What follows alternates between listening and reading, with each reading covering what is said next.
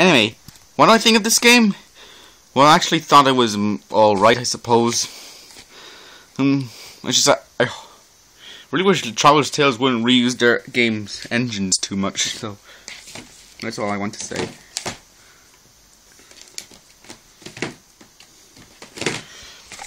ATV Offroad all-terrain vehicle. No, it's just ATV Offroad. Oh yeah. Yeah, published by Sony Computer Entertainment. I actually got this because it used an LSPA rating instead of a PEGI rating that I usually got before I got this beast. Now, I bought this game in the UK when I was on the holidays at UK for my birthday. And, you know, it's actually a pretty cool ATV video game. I like the game. I like this racing game. It's probably one of my favorite racing games out there. This reminds me of Klonoa 2 a bit, actually. I don't know. I certainly thought this game was fun. I really think you should pick it up. Ico! It's the game that people love for some reason. Yes, Ico. Then the same development company would go out and develop Shadow of the Colossus, which I should look for, actually.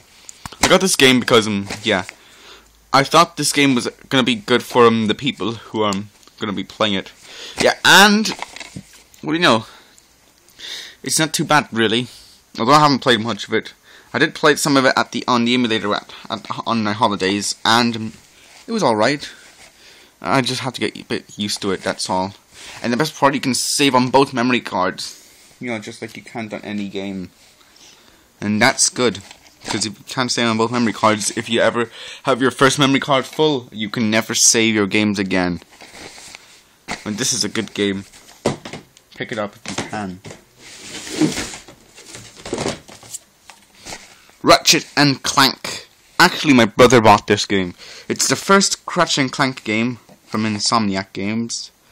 Now, I'm not a massive fan of Ratchet and Clank. I do think it's alright, I suppose. But it's not my cup of tea, basically. My cup of anything. Yeah. Beware of the chaos, it says. I'll be sure to do. And it's in association with Kearney Games, or Cerny Games, whatever it's pronounced. One of the two at least. And here's the disc in all of its glory.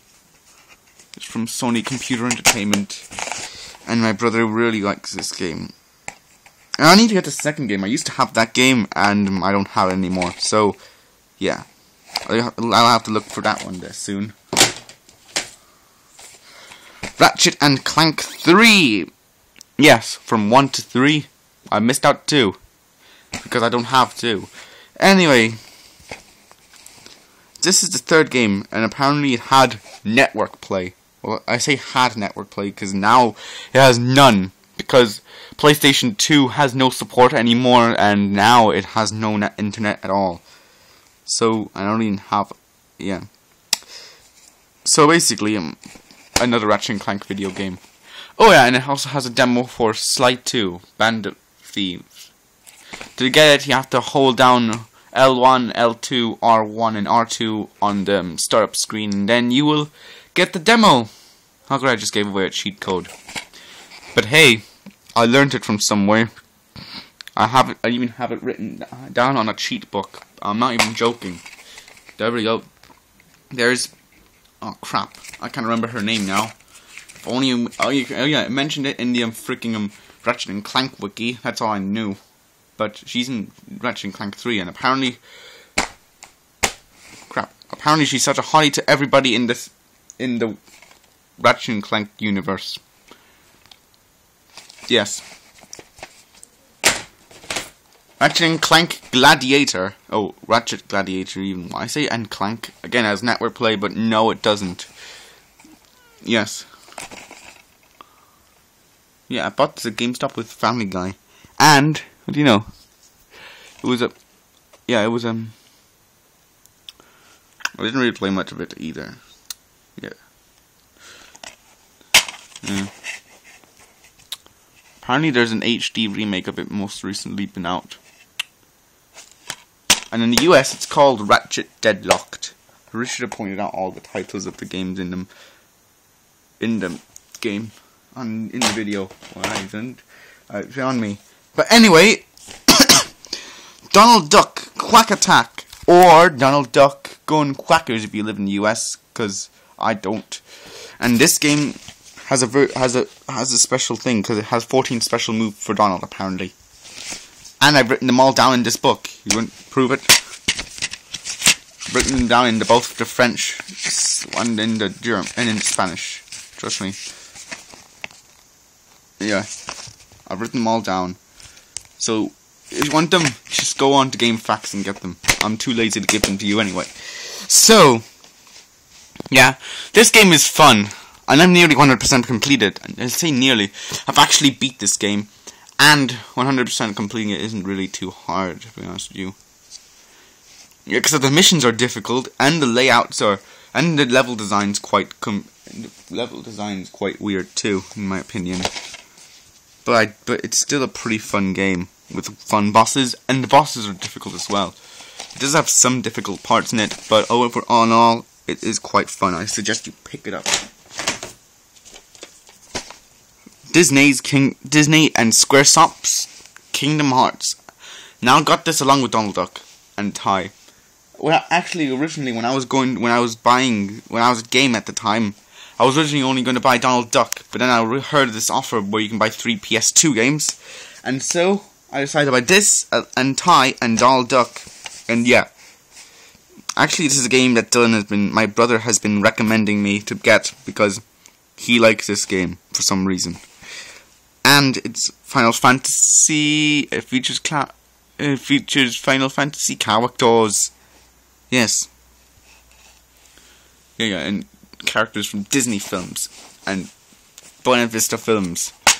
But the problem about this game is, it's probably the only game I actually have on the PS2 collection that actually doesn't have a language select. And I bought this game in Spain, which means, yep, that's right. It ain't got no English setting. Yep.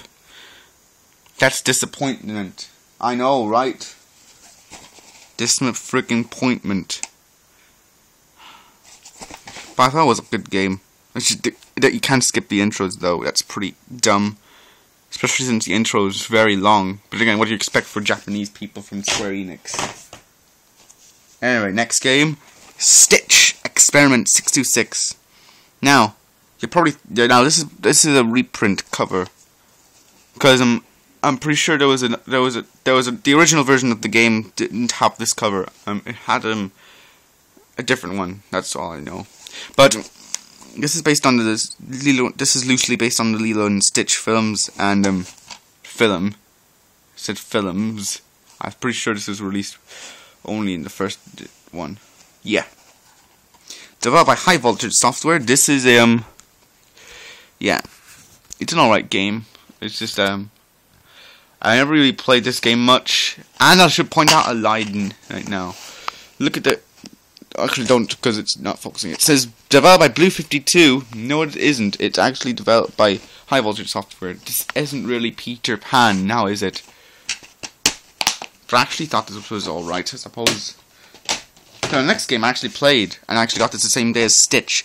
Monsters Inc. Scare Island. Yes. It's the Monsters Inc. game that's actually released in Europe. That's on PlayStation 2, not to be confused with the other PlayStation 2 Monsters Inc. game. That's so short and so crap compared to this game. But the music in that game was cool though. And yeah.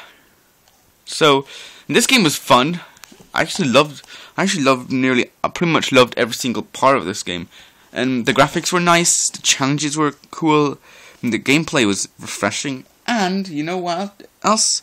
You know what else? It also has some pretty cool extras as well. Yeah. Yep. Has some pretty awesome extras like behind the scenes and some concept art and some interviews and some lots of stuff. Pretty cool extras if I do say so myself. Artificial Mind and Movement, you have made my day. Yep. Official-minded movement. This game deserves to be saved. I mean, this game is awesome. I suggest you pick it up. And it's also available on PS1 for some reason. I mean, goodness.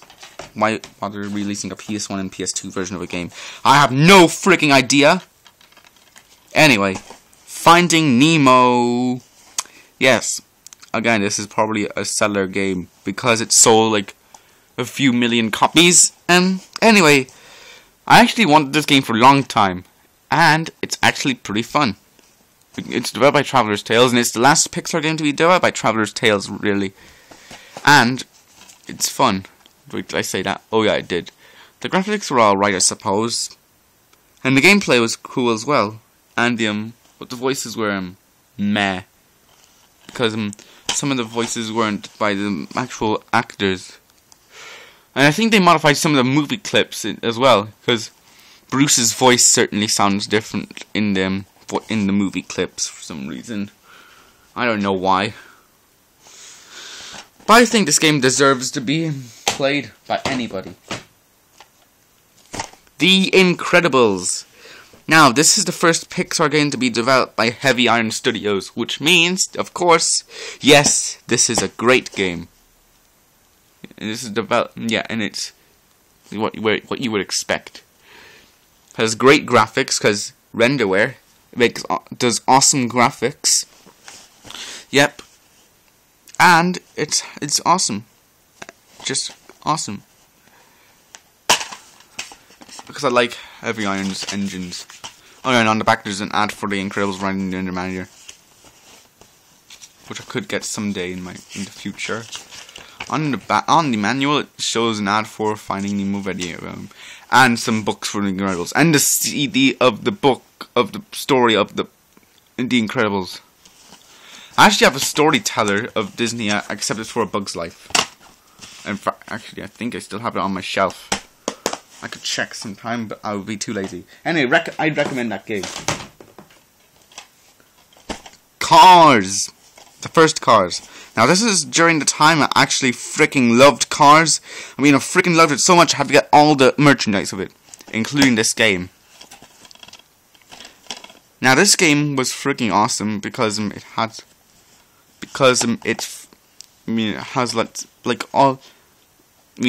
you can explore Radiator Springs. It's an open world video game, and you can race around, and it's freaking awesome. I swear to goodness.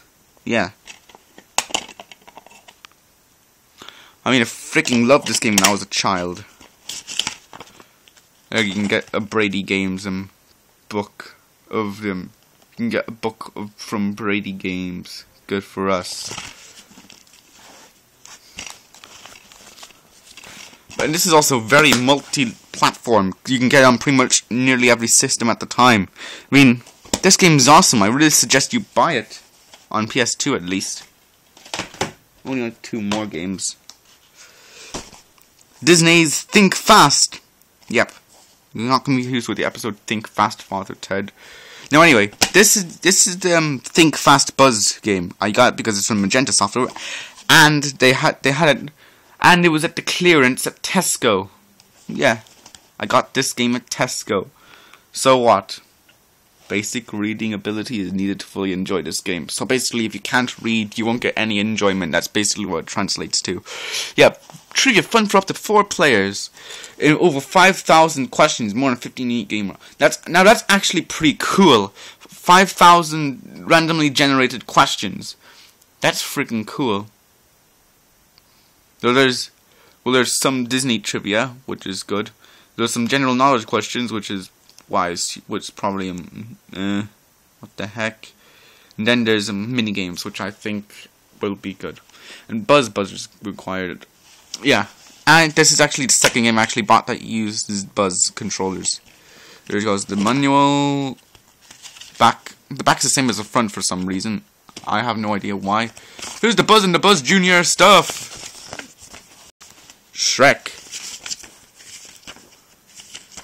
Buzz Jr. Dino Dan. Monster Rumble.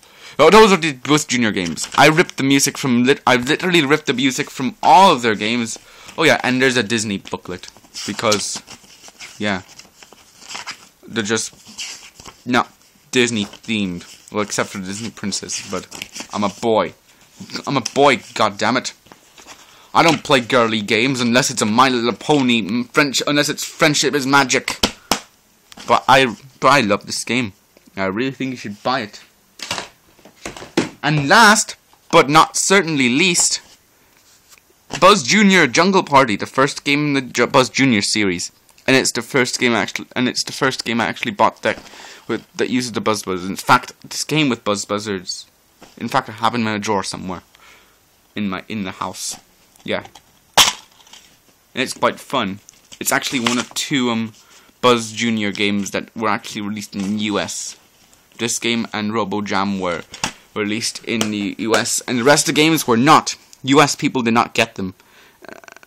Too bad. The music in this game was composed by Game Audio, though, so that's good. And this game was freaking awesome. That's all I have to say about this game. Pick it up while you can, especially if you love children. Now, that was it for my PlayStation 2 games collection.